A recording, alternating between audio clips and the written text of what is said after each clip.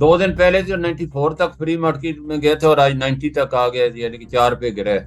اس طرح inter bank میں بھی جو ہے 83 سے بڑھ کے کل 88-50 تک گیا تھا، اور اس کے بعد پھر کل گرا،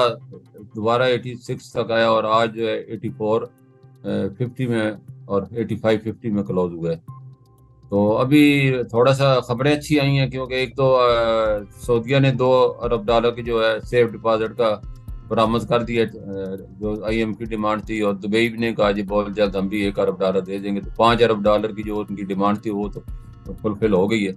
تو اب میرا خیال ہے گورنر صاحب نے بیان دیا ہے کسی وقت بھی معاہدے پہ دستخط ہو سکتے ہیں، تو یہ بڑی پازیٹیو خبر تھی، تو اس سے مارکیٹ نے اثر لیا 2 دن سے، لیکن جو ہی یہ معاہدہ ہو جائے گا تو پھر میرے خیال 2-4 پہ اور بھی گر سکتی ہے۔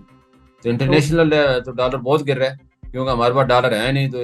اس لیے ورنہ یہاں بھی بہت گر جاتا ہے۔ آپ دیکھیں نا، انڈیا کا جو ہے وہ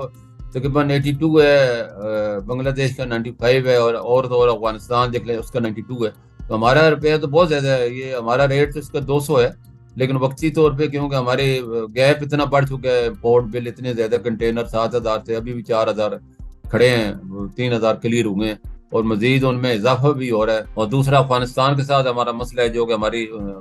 حکومت نے جب میڈ ان پاکستان اور لگژری آئٹم کی ڈیوٹیاں بڑھائی ہیں، تو ہمارے امپورٹر جو ہے افغان ٹرانزٹ کے نام پہ منگا کے وہ بھی پھر ظاہر آفیشیل مارکیٹ کے بجائے حوالہ مارکیٹ سے خرید رہے ہیں۔ تو یہ چیزیں ہیں جو کہ ان کو قابو کرنا ہے، اور اس کی قابو کرنے کا ایک ہی طریقہ ہے کہ آپ کے پاس ریزرو جو ہیں وہ بہتر ہوں، اور امپورٹ بل جو کے لیے آپ کے پاس انٹر بینک میں اتنے پیسے ہوں کہ ایل سی تمام کی تمام کھل سکیں، کیونکہ آپ بین تو لگا نہیں سکتے، ڈیوٹیاں بڑھا سکتے ہیں، اور ڈیوٹیاں بڑھانا کسی طرح بھی پاکستانی معیشت کے لیے قابل قبول نہیں ہے، اس سے انفلیشن بڑھتا ہے، اور اس کا نتیجہ کیا نکلے گا، لوگ افغان ٹرانزٹ کی ڈیوٹی فری ہے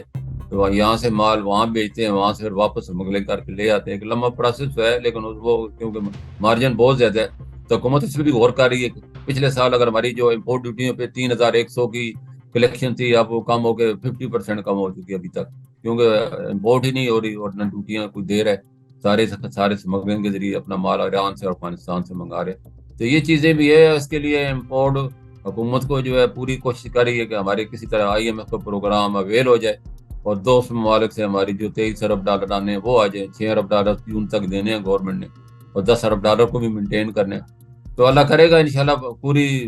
سیاسی استحکام اگر آ جاتا ہے تو پھر تو یہ چیزیں کوئی اتنی بڑی نہیں ہے، اتنا بڑا نہیں ہے کہ پاکستان جو ہے نہیں، ہم نے بھی جیسے حکومت کو آفر کی ہے کہ $1 ارب ماہانہ ہم بھی دے سکتے ہیں۔ میری باہر کی کمپنی سے بات ہوئی ہے، 98 میں بھی آپ کو پتہ ہے ہم نے $10 ارب اسی پالیسی سواپ پالیسی ارینجمنٹ کہتے ہیں کر کے دیا تھا،